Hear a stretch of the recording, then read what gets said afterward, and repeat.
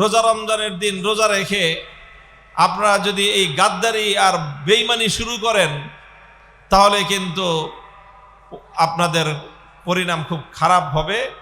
আমরা সৎ পরামর্শ দিচ্ছি, ভালো পরামর্শ দিচ্ছি, ভালোয় ভালোয় জনগণের ইচ্ছা এবং তাদের আশা বাস্তবায়ন করেন। ইনশাআল্লাহ জুলাই বিপ্লব বাংলাদেশে ইসলামের অনুকূল একটা বিপ্লব। আমরা পবিত্র রমজানুল মুবারক, যেটা কোরআন নাজিলের মাস, এই মাসকে আমরা আল্লাহর জমিনে আল্লাহর কোরআনে শাসন বাস্তবায়নের জন্য একটা পদক্ষেপ হিসেবে আমরা গ্রহণ করলাম। ধানের শীষালারা যদি এই গণভোটের বাংলাদেশের 2/3 বেশি মানুষের এই ভোটাধিকারকে নিয়ে যদি কোনো টালবাহানা করতে চায় তাহলে পরিণাম কিন্তু ভালো হওয়ার কোনো সম্ভাবনাই নেই। কাজেই জনগণের মতামতকে, জনগণের রায়কে হাইকোর্ট দেখাবেন, এই বাঙালিরে হাইকোর্ট দেখানোর দিন কিন্তু শেষ।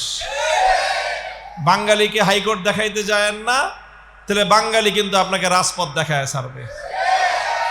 আমরা পরিষ্কার ভাষায় বলি, যেইভাবে জুলাই সনদ হয়েছে, সহস্রাধিক তাজা প্রাণের রক্ত ঝরেছে, সব দামাল সন্তান, আমাদের স্কুল, কলেজ, ইউনিভার্সিটি, মাদ্রাসার ছেলেরা রক্ত দিয়ে যে বিপ্লব এনেছে, সেই বিপ্লবকে কোনো ব্যক্তি অথবা কোনো দলকে খুশি করার জন্য ব্যর্থ করতে দেব না ইনশাল্লাহ। আমরা এখন পাশ করে পগার পার হয়ে যাওয়ার পরে যদি মনে করেন যে এখন আর জনগণের দরকার হবে না, বলবো বোকার স্বর্গে বসবাস করতেছে।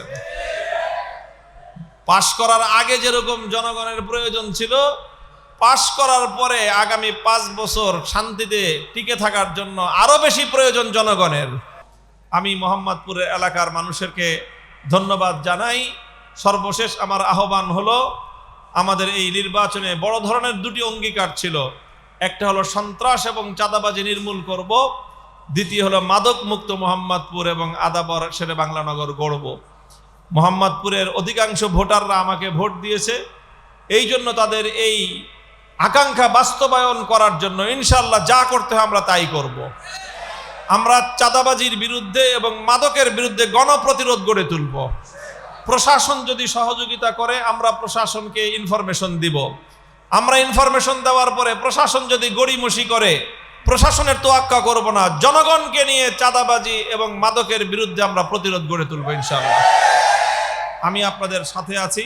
আমরা ঐক্যবদ্ধভাবে ইনশাআল্লাহ আমাদের নিরাপদ সমৃদ্ধ ঢাকা 13 গড়ার জন্য আমরা অব্যাহতভাবে চেষ্টা চালিয়ে যাব।